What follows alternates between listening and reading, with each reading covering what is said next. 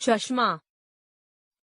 मैंने अभी घर की देहरी पर पांव रखा ही था कि शाश्वत ने धनी की तरफ शिकायत से देखते से हुए कहा, कह दूं? दादाजी से रहस्यमय ढंग से वह धनी की ओर देखता रहा देर तक। धनी अचकचाया, शायद इस अप्रत्याशित आक्रमण के लिए तैयार नहीं था। बोला कुछ भी नहीं, पर उसके मन का दबा हुआ आक्रोश रहकर आंखों की राह झांक रहा था। बर्फ की फुहारों से भीगा मफलर और दस्ताने दरवाजों के पास रखे स्टैंड पर रखता हूँ। फिर चमड़े का लंबा कोट भी जतन से, जिसमें से पिघलती बर्फ का पानी बूंद बूंद निथर रहा था।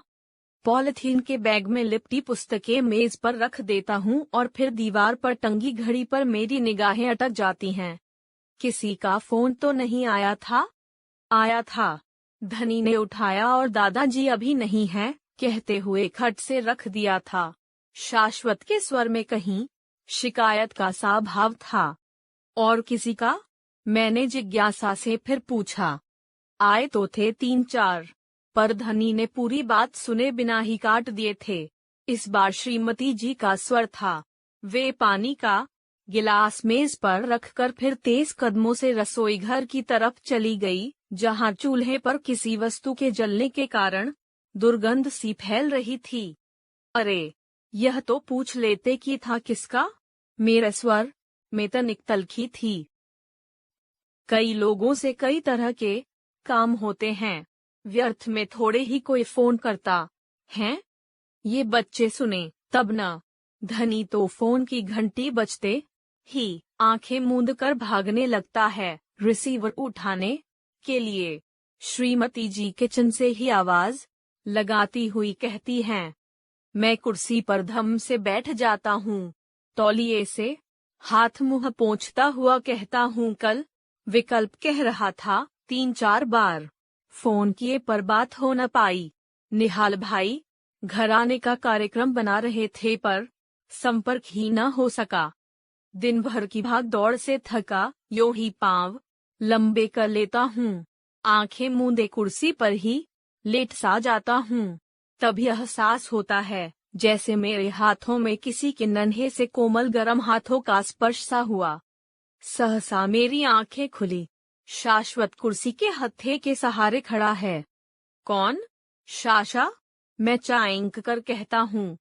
शाश्वत अभी भी चुप था। कुछ क्षण सन्नाटा रहा। तभी शाश्वत ने मौन भंग करते हुए कहा, दादाजी, यह धनी बहुत शैतानी करता है। आपकी लिखने वाली मेज पर शॉल ओढ़कर आपकी तरह बैठता है, आपकी तरह पेन पकड़कर आपकी तरह कुछ लिखने सा लगता है। मैं कुछ कहूँ उससे पहले ही गुस्से से देखता हुआ कहता है, देखते नहीं, अब मैं हिमांशु जोशी हो गया हूँ दादाजी हूँ, शोरगुल कतई नहीं। इस पर दादी और मम्मी हंसती हैं तो वह और अकड़कर कहता है, मैं दादाजी से भी अच्छी कहानियाँ लिख सकता हूँ। अरे, तुम्हें तो अभी कलम पकड़ना भी नहीं आता, कहता हूँ तो वह मारने के लिए दौड़ता है। मैं खिड़की के शीशे के उस पार चिड़ियों को बरामदे की रेलिंग पर बैठकर बतियाती हुई देखता हूँ। आश्चर्य होता है, ये गौरैया भारत में ही नहीं, इधर नॉर्वे जैसे बर्फीले इलाकों में भी होती हैं। मेरा ध्यान बच्चों की बातों में कम और इधर उधर की बातों में अधिक भटक रहा है। कल सेमिनार में भाग लेने विश्वविद्यालय जाना है। पत्रिका के लिए संपादकीय लिखकर फैक्स से भारत भेजना है। भौमिक परसों डेनमार्क चला जाएगा, उससे मिलाना है। पता नहीं क्यों इस बार नॉर्वे आने पर बहुत कुछ बदला बदला सा लगता है। स्वयं अपने पर भी कुछ कम बदलाव नहीं। पहले शरीर पर समय का असर कम प्रतीत होता था, पर अब कुछ अधिक लगने लगा है। ओस्लो हवाई अड्डे की नवनिर्मित मुख्य इमारत से बाहर कार पार्किंग तक की कुछ दूरी खुले में पार करनी होती है। चारों ओर बर्फ की सफेद चादर सी बिछी थी। बर्फ भी ताज़ाई नहीं, जमकर ठोस शीशे की तरह कठोर। बर्फ पर चलने का अभ्यास न होने के कारण अभी 4-6 कदम ही आगे बढ़ पाया कि पता नहीं कैसे पांव लड़खड़ाए, संतुलन बिगड़ा और मैं बर्फ पर चारों खाने चित बड़ी मुश्किल से उठाया और कार तक पहुंचाया गया। गाड़ी में बैठकर सांस में सांस आई। चोट तो नहीं लगी थी पर लगता था ठंड के कारण घुटनों का दर्द कुछ बढ़ सा गया है। अभी कार मुख्य मार्ग तक पहुंच भी न पाई थी कि मेरा ध्यान चश्मे की ओर गया। उसके बाईं तरफ का शीशा नदारद था। संभवतः वहीं कहीं गिर गया हो जहां मेरा पांव रपटा था। मैंने चश्मे का वैसे ही पहन लिया, कम से कम कुछ तो दिखेगा। कल बाजार से बनवा लेंगे, शिविर ने कहा, हाथों हाथ मिल जाएगा। दूसरे दिन शूटिंग होते हुए बाजार पहुंचे। चश्मे की एक भव्य दुकान पर डॉक्टर ने अनेक बार अनेक तरह के यंत्रों से आंखों को उलट पलट कर देखा। सारे टेस्ट करने के पश्चात अंत में जोड़ घटाने के बाद कहा, करीब 6000 कॉर्नर लगेंगे। 6000 कॉर्नर यानी 36,000 से भी अधिक। कुछ और दुकानें भी है, वहां भी पूछ लेते हैं, शिशिर ने सुझाव दिया। हम बाहर आते हैं, सिटी सेंटर की मार्केट टटोलते हैं, वहां भी स्थिति लगभग वैसी ही है। शाम को हम बैठे थे, दूरदर्शन पर कोई कार्यक्रम था। शिशिर बार बार मेरी ओर देख रहा था। उसे लगा कि शायद मुझे देखने में कठिनाई हो रही है। बाबूजी, कल शाम को बोलर जाएंगे, वहां मेरे एक टर्किश दोस्त की दुकान है। पैसे की बात न सोचिए, यहाँ ऐसा ही चलता है।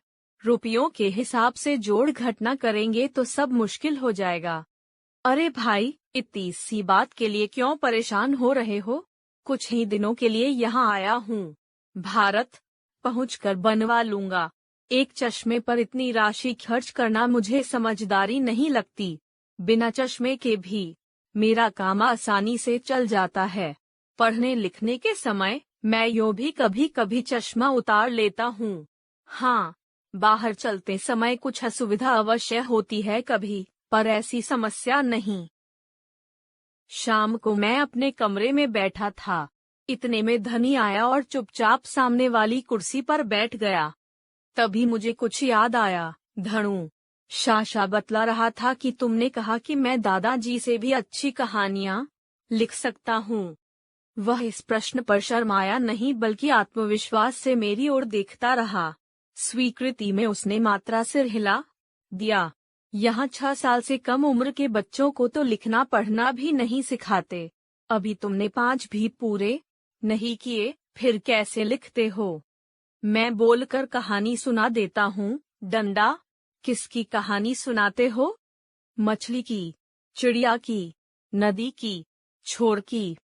क्षण भर का मौन तोड़ते हुए जिज्ञासा से कहता हूँ, अच्छा, शेर की सुना दो। छोर की। इतना कहकर वह चुप हो जाता है। अच्छा, सुनिए। वह आगे कहता है, एक छोर का बच्चा था, बेबी शेर। एक उसकी मम्मी थी, एक उसके पापा थे। तीनों एक बड़े पत्थर पर बैठे धूप सेंक रहे थे। चारों ओर बर्फ थी, सामने घना जंगल था, कुछ भेड़ें घास चर रही थीं। तभी एक शैतान लोमड़ी आई, भेड़ों को डांटने डराने लगी। भेड़ें डर के मारे इधर उधर भागने लगीं। बेबी शेर दूर से यह सब देख रहा था। उसने वहीं से आवाज लगाकर लोमड़ी से कहा, इन बच्चों को तंग मत करो। लोमड़ी ने पलटकर गुस्से से कहा, तुम चुप रहो। तुम कौन होते हो मुझे रोकने वाले? शेर के बच्चे को गुस्सा आ गया। वह दौड़ता हुआ गया, लोमड़ी को एक चपत लगाता हुआ बोला, निकल जाओ यहाँ से, नहीं तो मार मार कर भुर्ता बना दूंगा। बच्चों को तंग करते शर्म नहीं आती। लोमड़ी दुम दबाकर रोती हुई भागी और बेबी शेर फिर अपनी जगह पर लेटकर धूप सेकने लगा। उसकी मम्मी पास ही लेटी यह सब देख रही थी।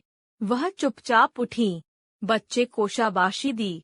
इनाम में उससे 50 क्रोनर का नोट देती हुई बोली, बहुत अच्छा किया तुमने, ये लो बाजार से चॉकलेट के लिए इनाम में दिए।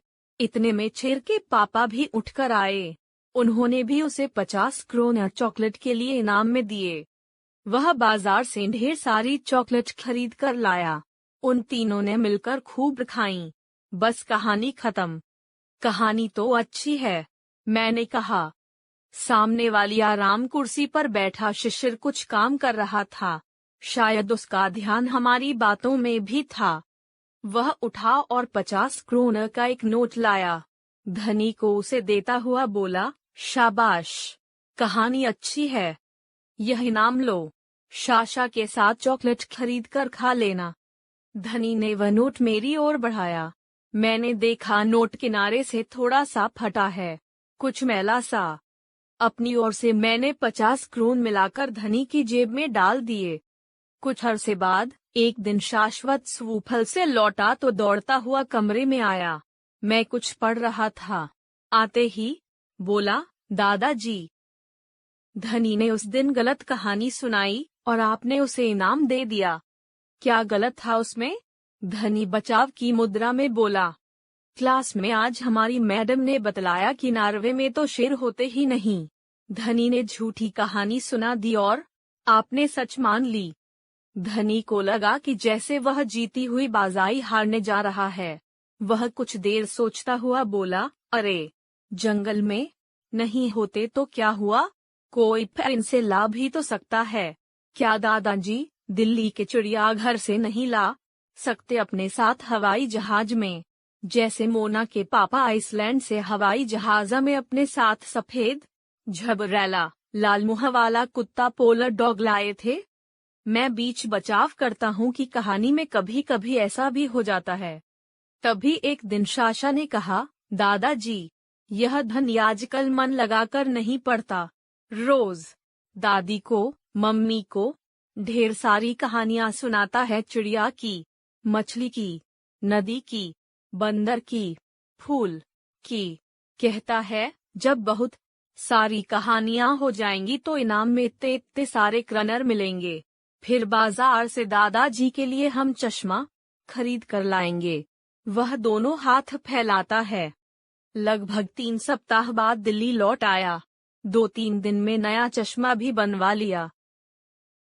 अरसे बाद एक दिन अपने चमड़े के हैंडबैग की भीतर वाली जेब में कुछ टटोल रहा था तो एक लिफाफे में चिड़िया, पहाड़, मछली, पेड़, फूल के टेढ़ी मेढ़ी रेखाओं से खिंचे बहुत सारे रेखा चित्र दिखे और उनके साथ 50-50 क्रोनर के 2 नोट भी रखे थे, जिनमें से एक का किनारा थोड़ा सा फटा, साथ कुछ मैला सा।